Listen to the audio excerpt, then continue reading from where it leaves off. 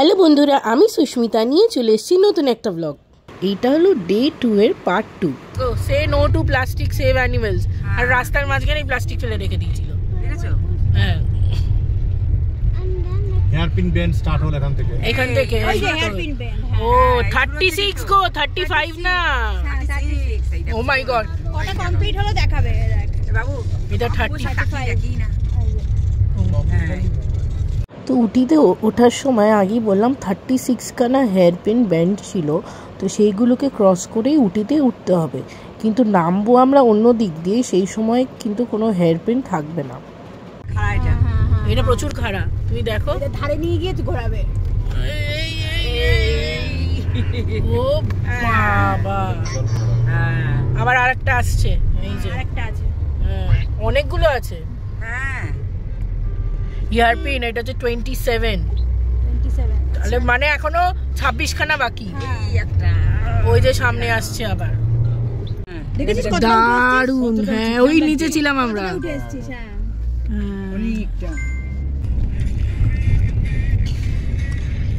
Wow, দেখো বাড়িগুলো।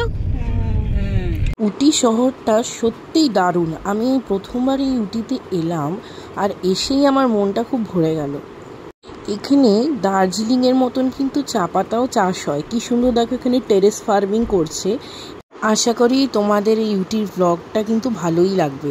আর এখানে আমার বর মশাই ওর পিসির পাশে ঘুমিয়ে পড়েছিল, আর নায়া এখানে মোবাইল নিয়ে খেলছিল। মামন্দি জেগেছিল, আর অনুপম দা ড্রাইভ করছিল। তো দুজনে মিলে, মানে আমার বর মশাই আর অনুপম দা দুজনেই মিলে ড্রাইভ করেছে। কষ্ট করে ওঠানো হলো অ্যাক্সিলারেটর দিয়ে, এখন ব্রেক চেপে চেপে নিচে নামা হচ্ছে, তাই তো? এখন খাটনিটা কম বলো। আর দেখাচ্ছে 21 মিনিট। এ দেখো আবার রোদ উঠে গেল হালকা হালকা।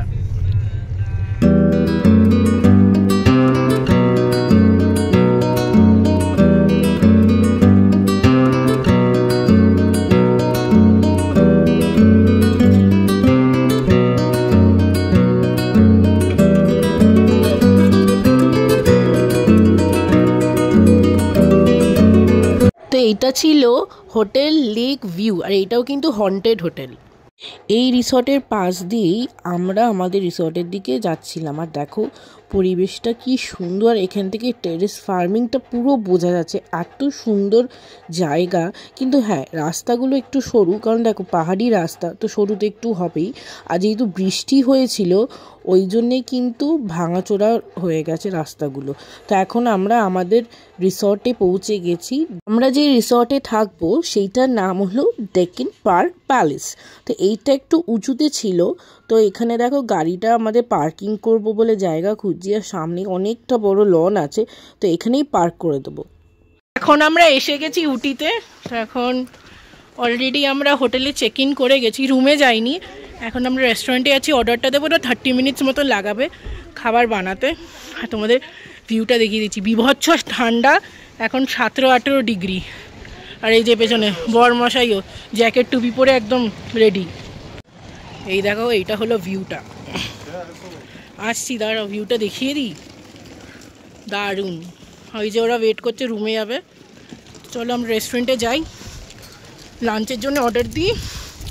এখন বেজে গেছে ঘড়িতে একদম ডট 3টে। দারুণ, সব কটেজ সিস্টেম। তো এইটা হলো আমাদের রুম। এখানে লাগেজ রাখার জায়গা আছে, এখানে একটা কাবার্ড আছে, এই যে সুন্দর। আর এটা ওয়াশরুম, ওয়াশরুমটা খুব সুন্দর, আর দেখাচ্ছি না। আর এইটা হলো রুম।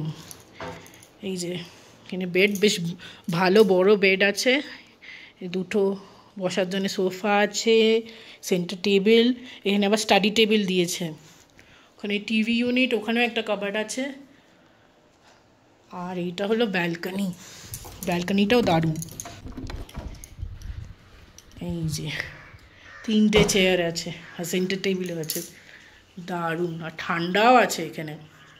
এখন 17-18 ডিগ্রি, আর তার মধ্যে আবার ছিটেফোঁটা বৃষ্টিও পড়ছে। এটা পুরো জঙ্গল। তো চলো, রুম থেকে বেরোলেই ভিউটা জাস্ট এরকম চা বাগানের মতন, জাস্ট দারুণ। আর পাশের রুমেই মা মন্দিরা রয়েছে, খুব সুন্দর, কি সুন্দর এখানে সব ফুল সাজানো আছে।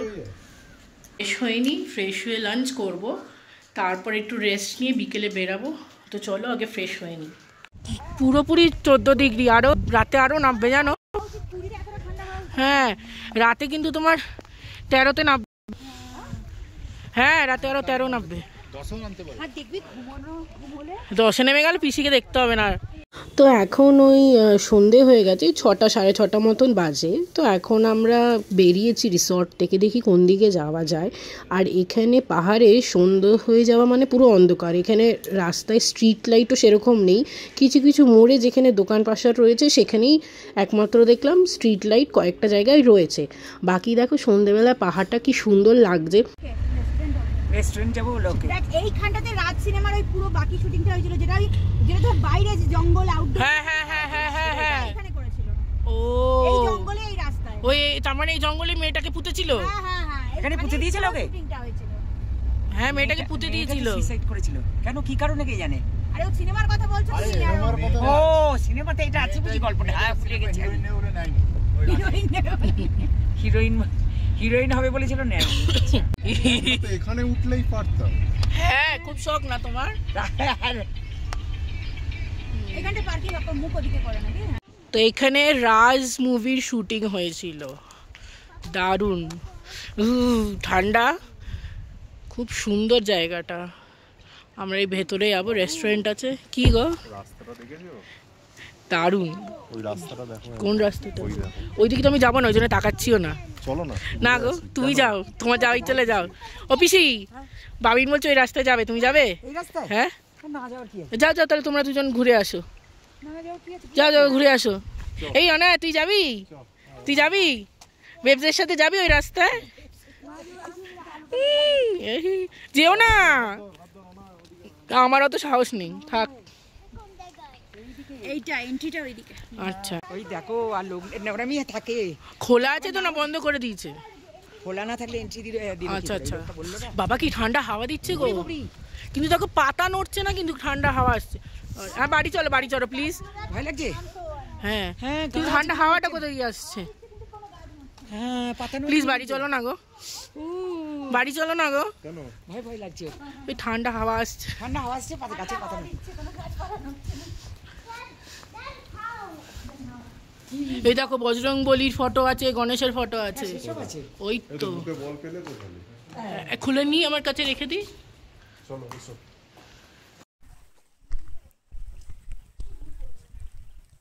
আচ্ছা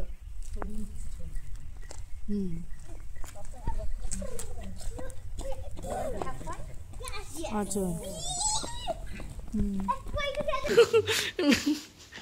আমাকে কেন লাস্টে দিয়েছে? তো ভেতরে ভিডিওগ্রাফি অ্যালাউ ছিল না, তো ভেতরে কোনো ভ্লগ বানাতে পারিনি। ভেতরে অনেক বড় একটা ডাইনিং রুম ছিল, তো সেখানে আমরা টুকটাক স্ন্যাক্স খেয়ে তারপর আমরা এখন হোটেলের দিকে এগোচ্ছি। ওখানে বেশিক্ষণ আমরা থাকিনি, ওই 1 ঘন্টা কি 1.5 ঘন্টা মতন ছিলাম, কিছু ফটো তুলে তারপর আমরা ফেরত চলে এলাম আমাদের হোটেলে। তো এই রিসর্টটা এরকম লাগছে।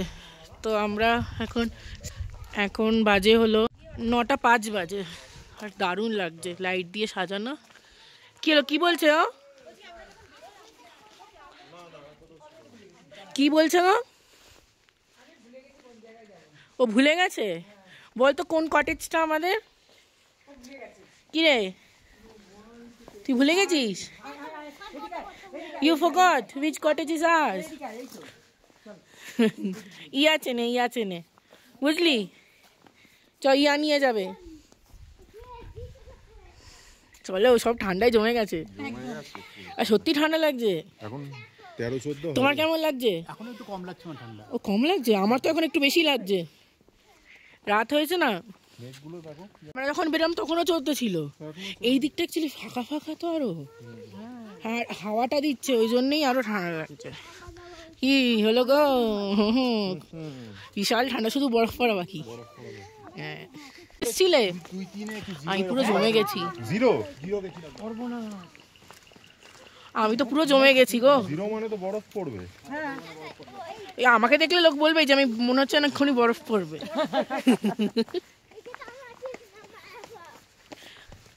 বাবা কি ঠান্ডা। কি ঠান্ডা, সত্যি প্রচুর ঠান্ডা।